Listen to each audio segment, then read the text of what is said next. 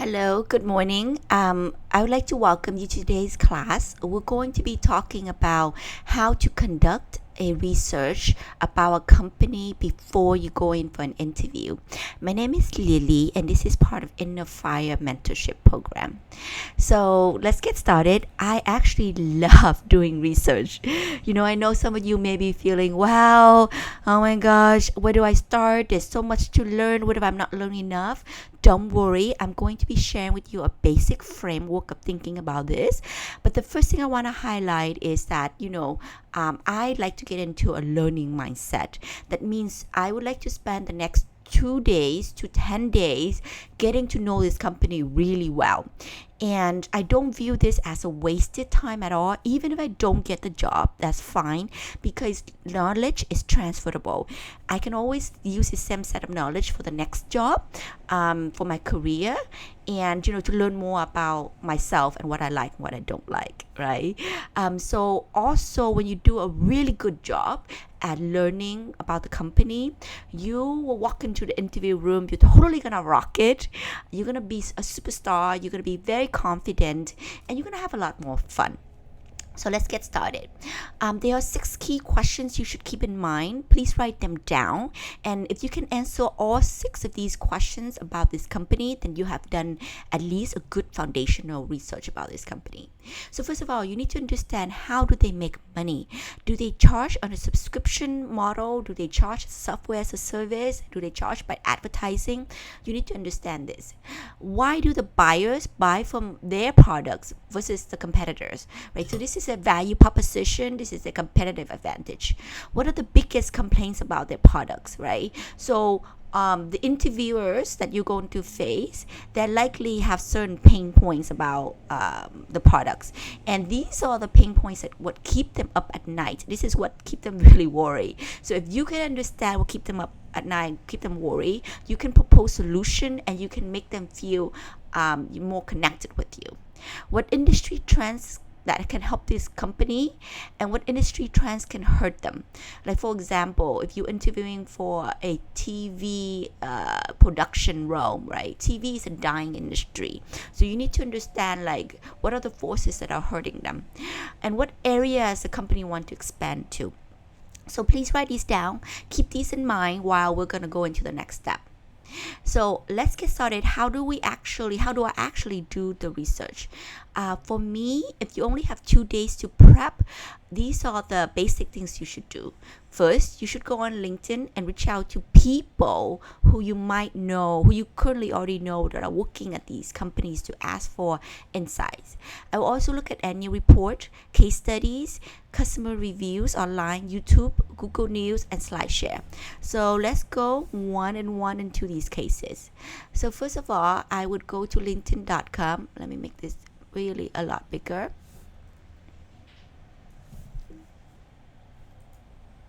So linkedin.com. Yeah. And I would type in the company that I'm interviewing with, like, say, Samsung. And the moment I do that, it's going to tell me the people that are currently working at Samsung. And this is a very quick look to see who I know who's already working there.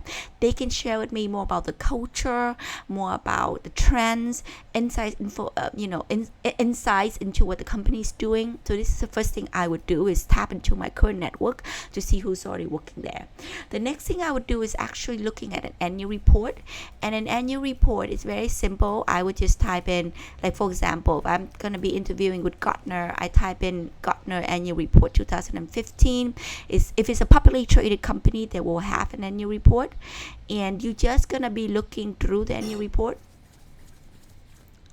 And it's very important because the first 2 pages is a letter from the CEO written to the stakeholders, and it will highlight the biggest achievements of the company. So here we have an annual report. I'm just going to look at the first few pages. Again, this is the first page. Immediately you have the CEO talking about, their exceptional execution capabilities. This is really important because, if the interviewer is asking you, why are you interviewing with Gartner, you can say, look, I love Gartner. I was just reading the annual report the CEO have shared about your extraordinary business model, and then you can talk more about that. Yeah. It also will highlight like some key numbers about their revenue. So this is actually a really good place to get started.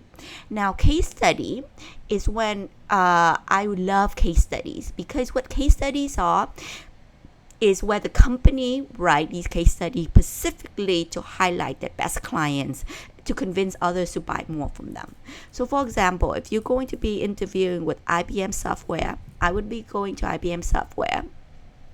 I'm going to click on this, and then at the bottom, I'm going to scroll down, and it says case studies. So the reason why it's very important to be learning about case study is because they here are highlighting IBM's best client. As an example, they're talking about universities, hospitals that have been using IBM products. These are the clients that love IBM. And you want to understand these clients inside out. You want to understand why these clients decided to go with IBM. What did IBM do for them? So that during an interview, you can tell the interviewer, look, I love IBM software because you have done so much for your client. For example, this hospital here, you were able to help them to meet the growing demand for care. You can go into detail, and this is going to make the interviewer love you. The next thing that I would actually go take a look at is that if you're interviewing for like a product company that make products, I would look at their customer reviews. So for example, everybody know what GoPro cameras are. I would go and type in GoPro customer reviews, and it will take me to an Amazon page. The first thing is an Amazon page, and the customer review has both negative reviews and positive reviews about the product, right? I would understand both of them. I would also try to really understand what the negative reviews are, because then during the interview I can say, look, I understand that there are certain challenges, like about the battery or about the Wi-Fi of the of the GoPro camera, and this is how I would like to be a part of the solution in solving these problems. Right? So talking their language is really important. The next thing I would like to go to is YouTube. I love YouTube.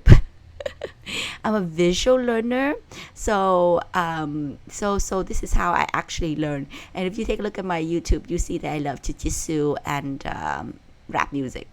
But for YouTube, I would go here and I would type in this name of the CEO. For example, if I'm interviewing with Netflix, I would type in Netflix CEO or his actual name, Reeve Hastings.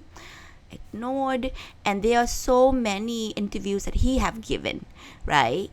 Watch some of these videos, understand where he wants to take the company to, understand what are the key challenges to him. So during your interview, you can reflect back to what the CEO said, and there's a clear alignment between what you want to do and what the company does. Right? And also, if you find that, I actually don't really like this company, then maybe you should consider applying elsewhere. It's also like a really good place for you to do your research on that. The next thing I like to do is I like to go to Google News. Just type in google.com/news. This is an awesome place because it will tell you the latest news specifically to that company, just only news. So like example, if I'm looking at to apply to Alibaba, I would go to Alibaba, and then it would tell you all the latest news, talking about Alibaba, right? So again, these are really important developments. And then another place I would like to go to is called SlideShare. And SlideShare will help you to do deep dive into the research. So SlideShare has tons of PowerPoints. So like for example, if I'm going to be interviewing, for like around digital marketing, right? Covering maybe Australia. That's what I would do. I would type in digital marketing Australia, and the first one is giving me some information about this background. Right, so this is like a really useful place. Now, one thing I also like to highlight is that if you have extra time to do the research, so maybe like about 7 days or 10 days, I would actually go online and reach out to complete strangers, industry experts, and I've done this all the time in the past, and trying to learn from them. But only if you have a little bit more time, because strangers take a lot of time, to coordinate back and forth, to set up the emails and meetings and things like that. So, like, let me give you an example. I would go on, say, I have an upcoming interview with Khan Academy, which is a nonprofit, and I'm going to go into the advanced button on LinkedIn. I'm going to type in the location, Australia, because this is what I'll be covering, Australia, and the actual keyword, which is blended learning.